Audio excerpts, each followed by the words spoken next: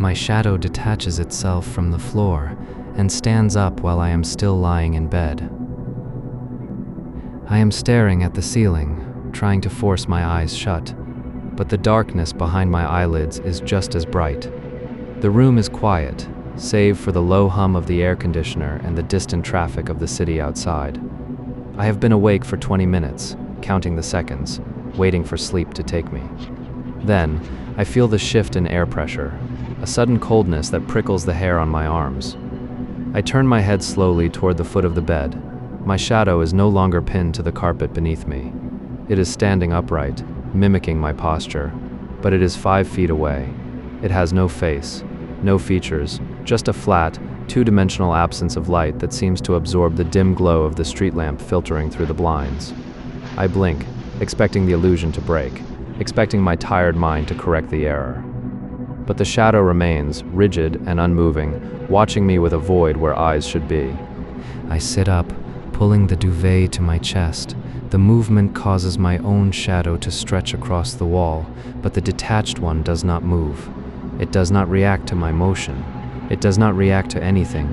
I feel a cold knot tighten in my stomach, a primal instinct screaming that this is wrong, that this is impossible.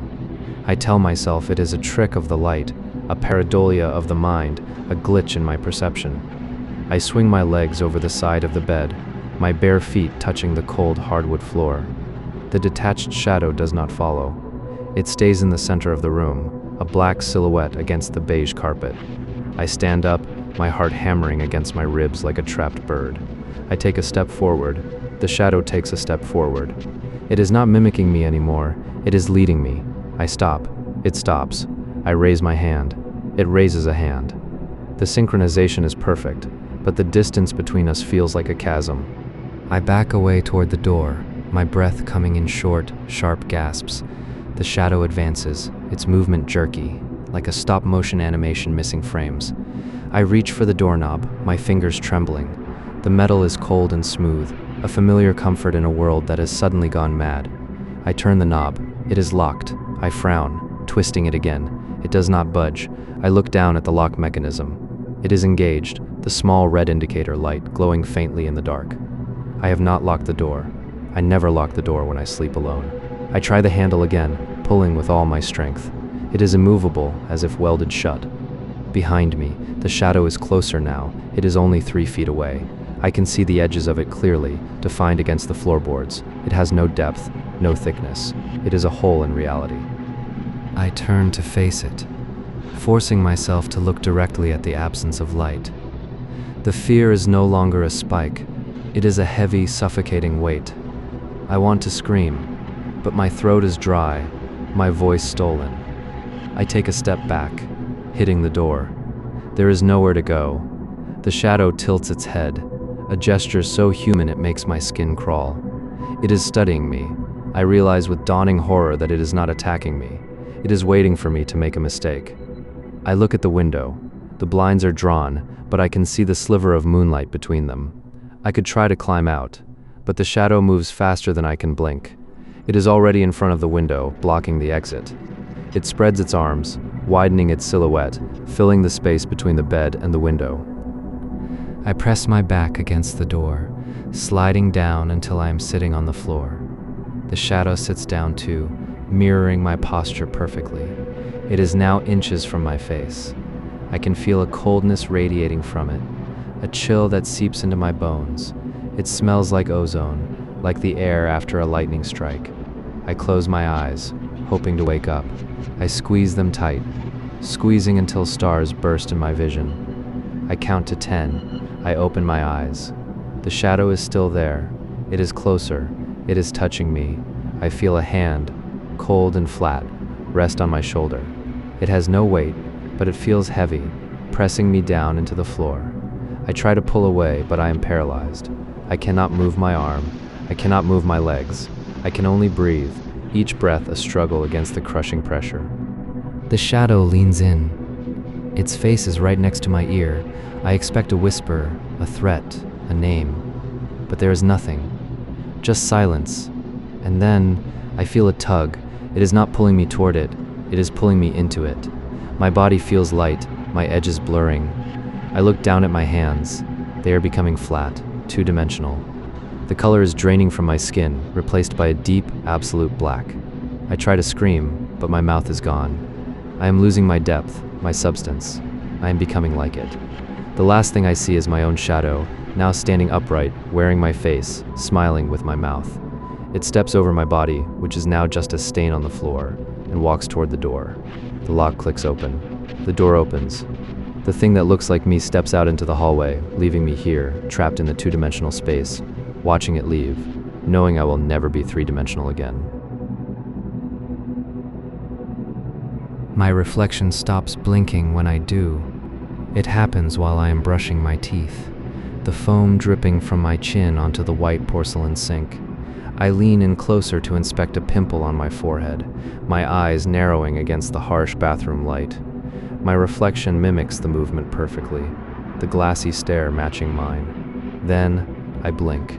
I close my eyes tight, counting to 3, feeling the dry rub of my knuckles against my lids. When I open them again, the face in the mirror is still staring back, eyes wide open, unblinking. I freeze, my heart giving a single hard thump against my ribs. I wave my hand slowly in front of the glass. The reflection does not move. It just watches me with that same blank, unyielding gaze. I drop the toothbrush into the sink. It clatters loudly, the sound echoing in the small tiled room. I step back, putting distance between myself and the mirror. The reflection remains stationary, its mouth slightly open in a silent, frozen expression. I reach out with a trembling finger to touch the cold surface of the glass. My fingertip meets the solid barrier, but the reflection's finger does not touch back. It is like looking at a photograph that has gained a terrifying autonomy. I turn away, needing to escape the room, but my legs feel heavy, rooted to the spot by a primal instinct that screams at me to stay close to the source of the anomaly. I force myself to turn back. The reflection is still there. It hasn't moved an inch. I grab a towel and throw it over the mirror, covering the unblinking face. Darkness fills the space where the glass was. I breathe in the smell of lavender soap and stale air, trying to calm my racing heart. This is a trick of the light, I tell myself. A hallucination brought on by fatigue. I have been working late nights, and my mind is playing games with me. I need to leave this room. I need to go back to the living room where the lights are off and the house is quiet. I walk out of the bathroom and down the hallway. The floorboards creak under my bare feet.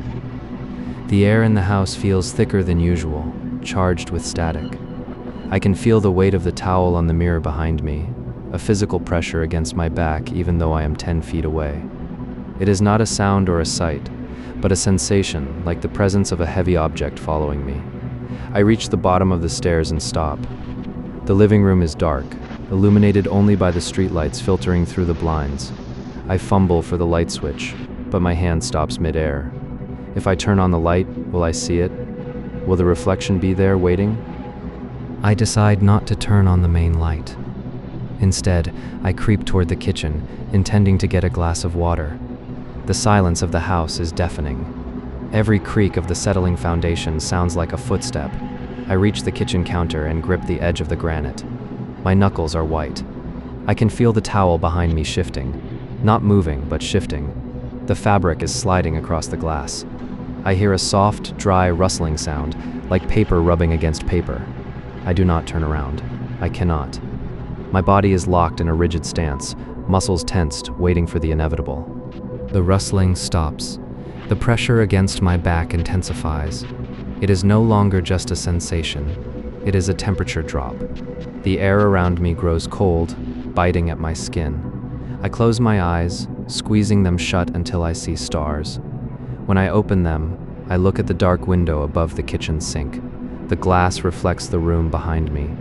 I see the outline of the towel, draped loosely over the mirror in the bathroom down the hall. But I also see the figure standing behind me. It is tall, its limbs elongated and wrong, its head tilted at an unnatural angle. It is not a ghost. It is me. It is my reflection, having stepped out of the glass. I spin around, screaming silently, my throat tight. The kitchen is empty. There is no one there. I look back at the window. The reflection is gone. The glass shows only the dark room and my own pale, terrified face. I let out a breath I didn't know I was holding. It was just the window, just a trick of the light and my exhausted mind. I laugh, a nervous, jagged sound in the empty house. I reach for a glass, my hand still shaking, and turn on the faucet. The water rushes out, clear and cold. I fill the glass and drink, the cool liquid soothing my parched throat. I set the glass down and turn to leave the kitchen. As I pass the hallway leading to the bathroom, I glance at the mirror. The towel has fallen to the floor, the glass is bare, and there, in the center of the reflection, is my face. But this time, my reflection is smiling. It is not a happy smile. It is a wide, stretched grin that shows too many teeth, eyes wide and unblinking. It raises a hand and points at me. I try to look away, but my eyes are fixed on the glass. The reflection steps forward, pressing its hands against the inside of the mirror. The glass begins to ripple like water. A hand, cold and solid, pushes through the surface, grabbing my wrist. The grip is iron tight. I try to pull away, but the force is immense. The reflection pulls me forward, dragging me toward the glass. I struggle, kicking and clawing at the floor, but I am moving closer, inch by inch, pulled into the cold, silent world behind the mirror. I watch my left hand reach out and touch the wall, but my right arm remains firmly planted against my side, stiff and unresponsive. The bedroom is dark, save for the faint gray light of the street lamp filtering through the blinds. The air is still and heavy, smelling of stale popcorn and the particular dust that settles in houses that haven't been opened in years. I am lying on the top bunk of the wooden frame, my back pressed against the slats. My friend Sarah is asleep on the bottom bunk, her breathing rhythmic and deep. I should be asleep too. It is 3 a.m., the hour when the world feels thin and fragile. But I am wide awake, staring at the ceiling, trying to process the disconnect between my mind and my body. The impossibility is not that my hand moves. It is that it moves without my permission. Yet the movement feels entirely natural, like a reflex I didn't know I had.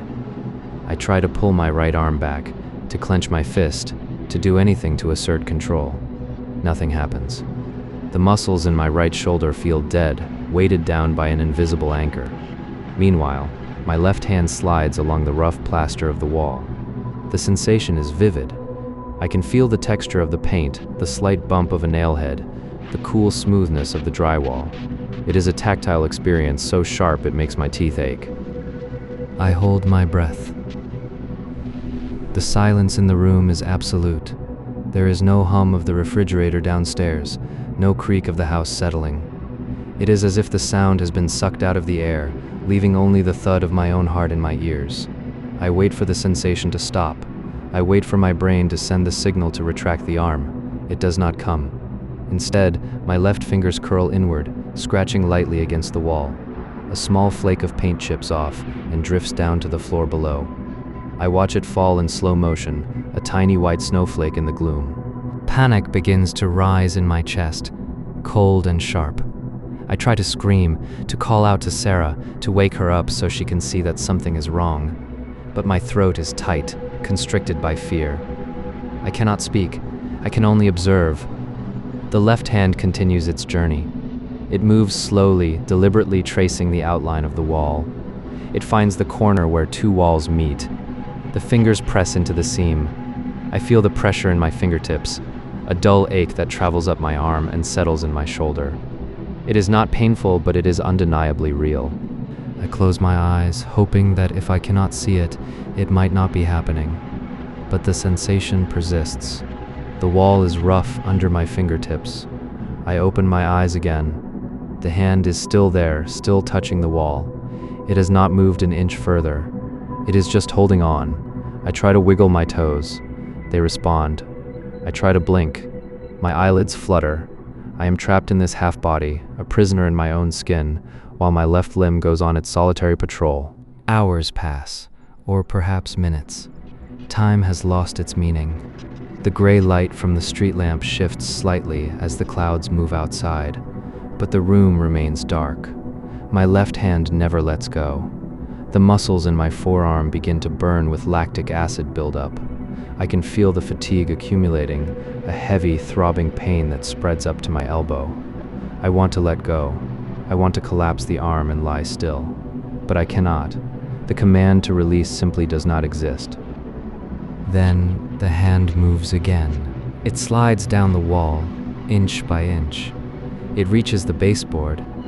The wood is cold and hard. My fingertips press against the gap between the baseboard and the floor. I feel the draft coming from there, a cold breath of air that smells of earth and old wood. The hand presses harder. The gap widens slightly. A sliver of darkness appears beneath the baseboard, darker than the shadows in the room. I realize with growing horror that the hand is not just touching the wall. It is probing it. It is searching for something. The fingers dig into the crack, prying the wood away from the floor. A small piece of the baseboard snaps. The sound is loud in the silence, like a gunshot in a library. I flinch, but my body does not react. Only my mind screams. The hand reaches into the gap. It feels around inside the space between the wall and the floor. I feel the cold, damp air of the crawl space on my fingertips. It feels like touching the inside of a tomb. The hand pulls back, holding a small, jagged piece of wood. Then it reaches in again. And again. It is digging. It is trying to make the hole bigger. I watch, helpless, as my left hand tears away more of the baseboard. The hole grows. It is now wide enough to fit a fist. I can see into the darkness beyond. It is not just an empty space. There is a shape in there, something pale and smooth. It is not a rat. It is not a pipe. It is a finger. A long, pale finger that is pressing back against my fingertips from the other side. The pressure increases. The finger on the other side pushes against my hand. I feel the strength behind it, a force that is far greater than my own. My left hand is being pushed back, forced to retreat into the gap. I try to pull it away, but I cannot.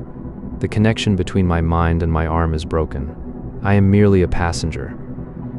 The finger pushes harder. My hand is forced deeper into the hole. The wood splinters. My knuckles scrape against the rough edges. Pain flares bright and hot, but I cannot scream. I cannot move. I can only feel the cold, dead finger pressing against my living skin. Then, the hand stops. It rests against the pale finger on the other side. We are touching, skin to skin. The cold spreads up my arm, freezing my blood. The finger on the other side pulls back just slightly. A voice, dry and raspy, whispers from the darkness. It is not a sound I hear with my ears. It is a thought that appears in my mind, clear and terrifying. Let me in. I try to pull my hand away. I try to close my eyes. I try to do anything. But my left hand remains pressed against the hole, waiting. And from the darkness, another finger emerges, reaching for my wrist.